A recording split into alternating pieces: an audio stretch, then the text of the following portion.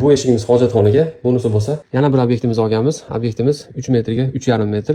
Bu yerimizga hojatxona, dushovoy zona, bu yerimizga koridor bo'ladi. O'rtada ikkita eshik bo'ladi. Buni ham bitta tirsalatib bitirib olamiz. Qani ketdik. Mana do'stlar, sanuzilimizni ham chiroyli qilib bitirib oldik. Bu eshigimiz hojatxonaga, bunisi bo'lsa dushovoy xonaga kirib ketadigan eshigimiz. Koridorimizda kirganimizda chap qo'l tarafimizga avtomat kir moshina, ustiga podvesnoy rakvina o'rnatib berganmiz. Bu joyimizga oyna o'rnatib berganmiz. Oynamiz ham podsvetkalik 3 xil rangda yonadi. Abagreglik telamadigan oyna, polkalarimiz, aksessuarlarimiz, sochiq iladiganlarimiz ham mana yig'ishtiriladigan nikel rangda bo'lgan. O'ng qo'l tarafimizga Ariston, 80 talik Ariston ilib berganmiz. Bu joyimizga shu obyektimizni to'pli poli shu joyga kollektorlari yashirilgan. Bu joyimizga vishilka sochiqlar uchun. Patologimiz natijnoy glyansli oq rangda qilib berganmiz. Devorlarimiz ham PVC panel bo'lgan, yorqin ranglardan foydalanganmiz. Mana ko'rib turibsizlar. Pollarimiz ham keramogranit kafillardan bo'lgan. Eshiklarimiz alyumin, o'rtasida alkafon. Bunisi ham xuddi shunday. Eshiklarimiz ham yorqin oq rangda tanlaganmiz.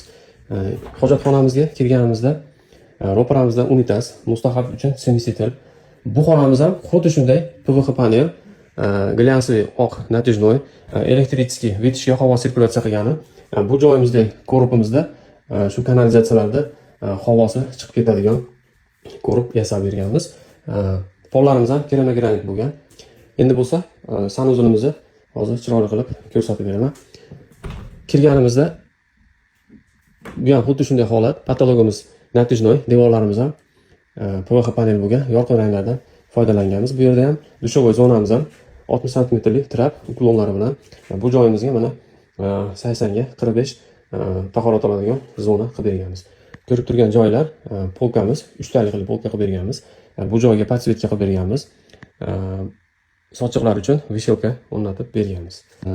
Asosiy eshigimizga MDF eshik qo'yilgan, mana oq rangidan. Bunisi ham juda ham chiroyli chiqqan.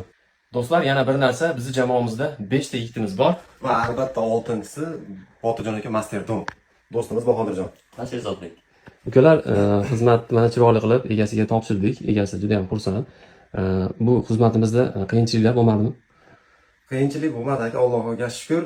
Jamoa bilan kelishilgan holda aka, xudo xolasa yaxshi chiroyli qilib bitirishga harakat qilib bitirdik aka. Kimga shunday xizmatlar kerak bo'lsa, Botirjon Masterdomga aloqa qilib olasizlar.